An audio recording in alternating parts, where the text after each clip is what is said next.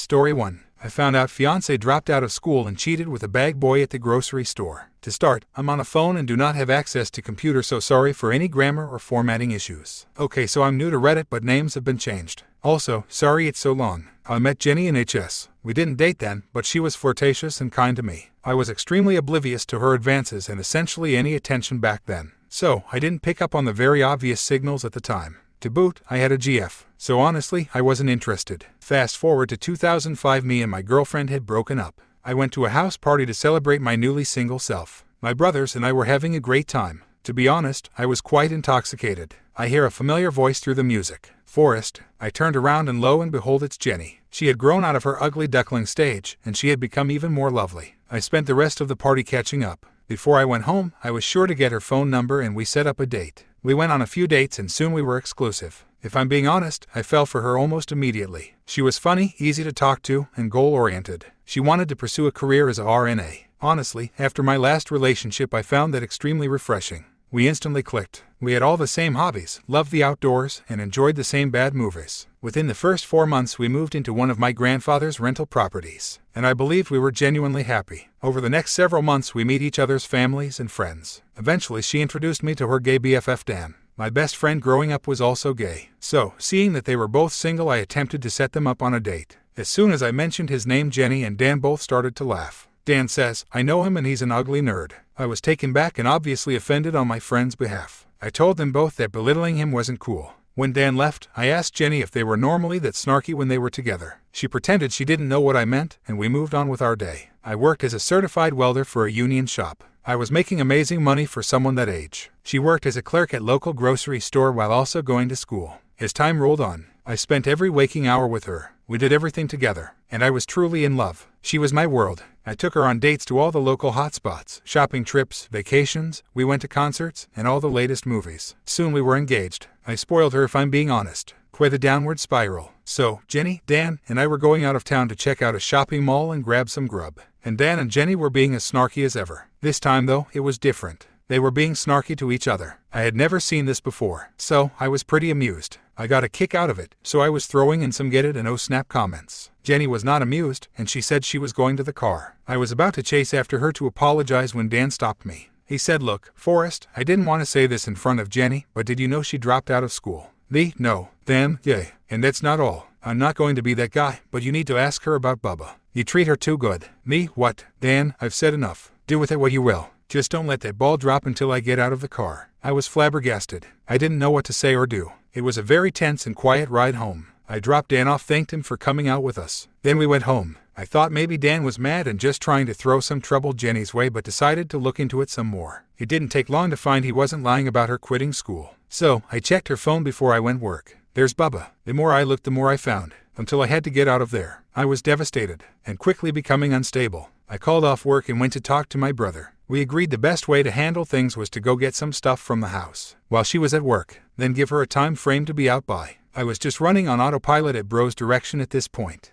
So, we went to the house and go inside. As it turns out, she was lying about her work schedule too. There are Jenny and Bubba. They had heard us coming in and started getting dressed. I wish I was stoic in the face of the situation. I was not. I chased Bubba out the house. He was quicker than he looked. I couldn't catch him. When I got back to the house, I started to yell, but all at once, reality struck, and I was just sobbing. My brother told her she had best get her things and be on her way. She tried to argue, but bro wasn't having it. He sat with me for the night, keeping me from calling her, keeping me from making a fool of myself. I spent days in haze of alcohol and tears, trying to ignore Jenny's calls, but I started getting more info. Apparently, Bubba worked with her. He was a grocery bagger. The affair was going on for at least a month, probably longer. That hurt. Honestly, I had no idea. There were no signs that I noticed at the time. She came and went at the same times. Had it not been for Dan, I would have never known. I would have been in a hollow train wreck of a marriage. I asked for my engagement ring back. Never got it. Eventually, the pain started to fade, and so did the calls. I came home one day from work and there's a letter in my mailbox with no mailing address. Of course, it's from Jenny. She says sorry for how it ended, but she has never believed in monogamy. She just liked all the things I did for her and that I treated her like a princess. That kinda made things crystal clear for me. She wasn't just a cheat and a liar. She's just all around awful person.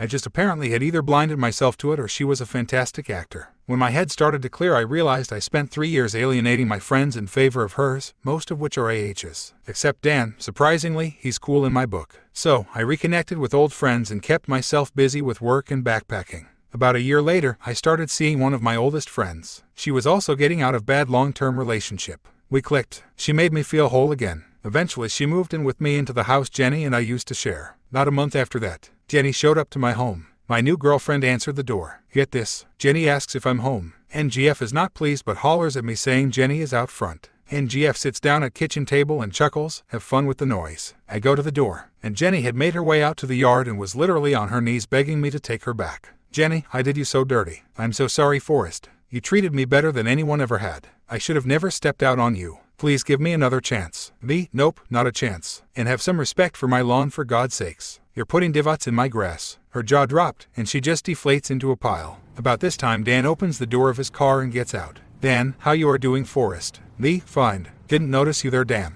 Doing all right. Dan, dealing with the drama. Sorry for the scene. Dan to Jenny, see hun. I told her you didn't have an ice cube shot in hell. Now get in the car, you mess in a dress. Me, take care of yourself, Dan. Dan, you too, Forrest. And at that, go inside. NGF had peeked the window and heard the whole thing. I caught her sliding back into her chair as I came in. We chuckled together. His whole story takes place over the course of 4 years. It ends 14 years ago. NGF became wifey. We have 2 kids, a son and daughter. We're happy, content, honest, and faithful. Jenny, from what I've heard, had a kid with criminal who has NC with his child. Also, she's gained a lot of weight. She messages me from time to time. I don't answer. As for Dan, I haven't heard from him since that day outside my house. Even so, he's still cool in my book. Reader comment. 5 minutes after just watching Forrest Gump for the umpteenth time, I get on Reddit and the first post I see is this. What are the odds? I pretty much read this entire post sounding like Forrest lol. I wish you and your family the best. Hope you get along like peas and carrots. Original poster, thank you kindly. Story 2.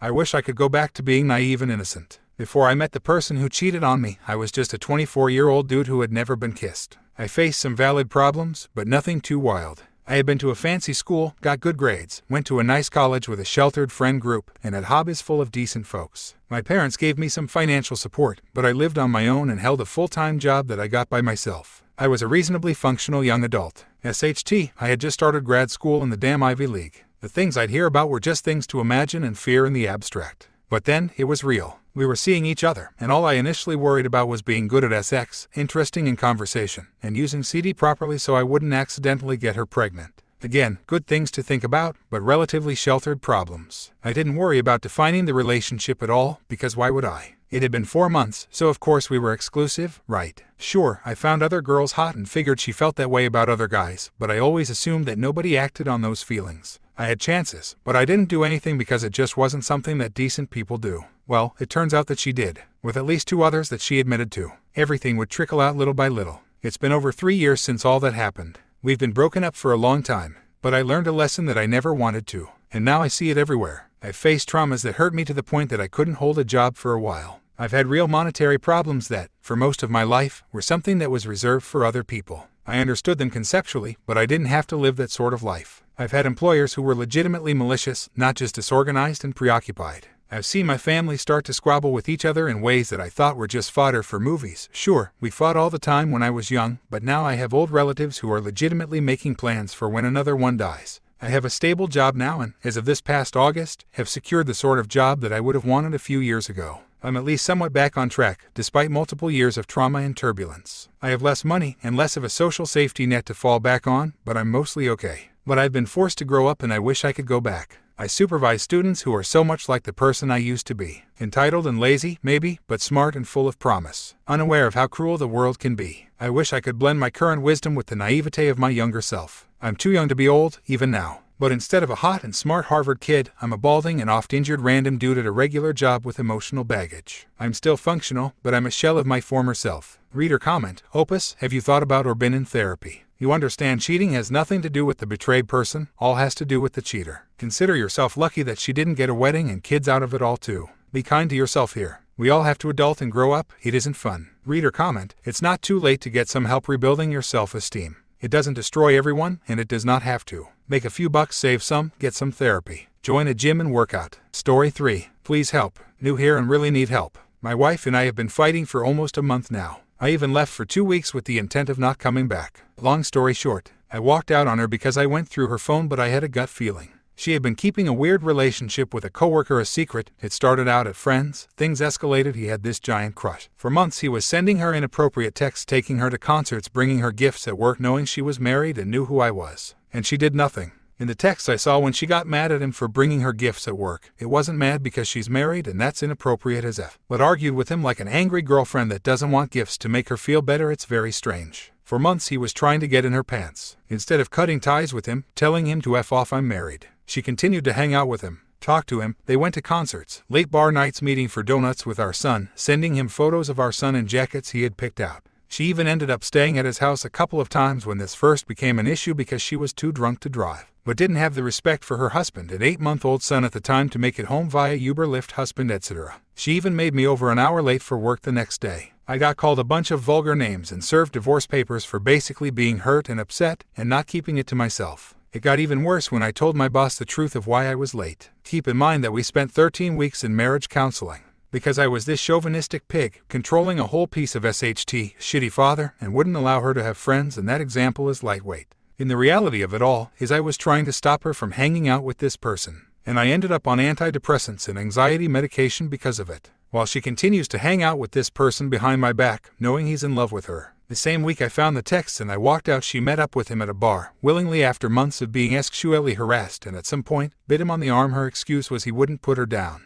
And when he finally did put her down, she bit him to prove a point. Her excuse for letting it go on so long and lying to her husband about it for months, even during counseling, is that she knew I would just cause more drama and the situation was delicate but under control because she just had to make it 2 more weeks before he moved out of state. Apparently, this person is so insane. She so is concerned for her and our son's safety. If she were to file a complaint at work, it would just make him mad or call the cops. The response time would be to slow or have told her husband the truth and stop hanging out with this person and his friends, or do anything I would hope a loving wife would do. I love my wife to death, and I want to believe her, but there's multiple texts from her boyfriend's friend that literally says it's not cool to be trying to work things out with your husband and having a good time with Walker at the same time. She didn't correct him in any sense other than correcting him on the fact that Walker was not a rebound, whatever that means. Her excuse for that was that they are best friends, and if she told his friend otherwise that there was never anything going on, it would just cause more problems and put her safety in jeopardy. What gets me the most is she fed into it, willingly spent time with this person even after months of lying to me and being sexually harassed. I feel bad for not believing her.